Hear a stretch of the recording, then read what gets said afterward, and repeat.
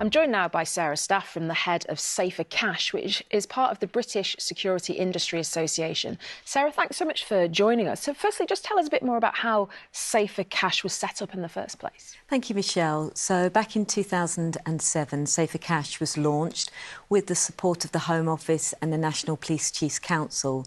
The aim of Safer Cash was to reduce physical attacks against the cash and valuables in transit, and then later on crimes against cash machines and also our UK banking partners.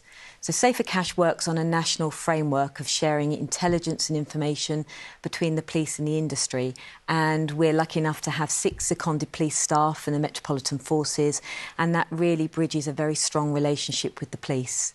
We also support the cash in transit crews that are on the ground, so if they see a suspicious incident or they're involved in a crime in action, we will support them. This partnership, which has been for many years, has enabled us to work with the police to identify linked series of crimes, organised crime networks that are involved in these offences, and actually help to reduce them over the years. So it's been a very successful partnership. Yeah, and as you said, you cover all cash and valuables that are in transit. And thankfully, reports of attacks are at a record low, aren't they? They are, which is really good news. So if we look back to 2009, there were over 1,060 offences. But in the last 5 years, it's gone down by over 80%. And last year, we only had 36 cash-in-transit robberies, which is great. And I think it's testimony to the work that the Metropolitan Forces do. So in particular, Greater Manchester and the Met, they ran Operation Vanguard. And in Merseyside, they run Operation Guardian. And that's a bespoke policing operation where they follow the cash-in-transit bans. There's also dedicated police units in the Met. There's the Flying Squad.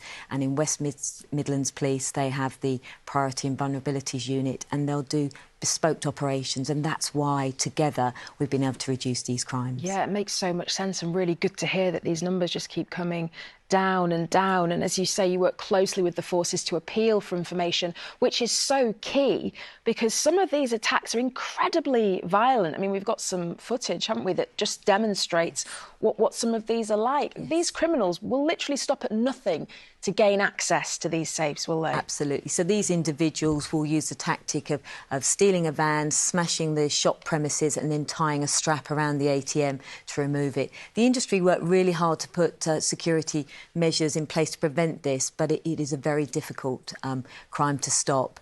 And in fact, it's not just the loss of the cash, it's also the impact on the local community, the closing down of the shop, the loss of cash, the ability to be able to have access to it. So they're far-reaching crimes and can really affect local communities. Yeah, I mean, that footage is just shocking. As you say, it's all the collateral damage, isn't it? Just so much happens from them committing this type of crime. Absolutely, and that shop can be closed for quite some time whilst the repairs are done, and then it's leaving local communities without their local convenience store and, as I say, access to cash. Of course. Now, another key thing to note here is that the public can actually play a part in helping, can't they? They can, very much so, and I would always ask the public, if you see something suspicious, so in particular for a cash-in-transit incident, if you see somebody loitering or taking photographs or acting suspiciously, please do phone that through to the police. If you're able to take a photograph or video footage, but only when it's safe to do so. And then if you see a crime in action, we would say phone the police, 999. But again, if you have any information about these types of crime and you don't wish to speak to the police, then always phone Crime Stoppers and that will be forwarded through to the police. Sarah, some really good information and advice there. Thank you so much. Thank you very much.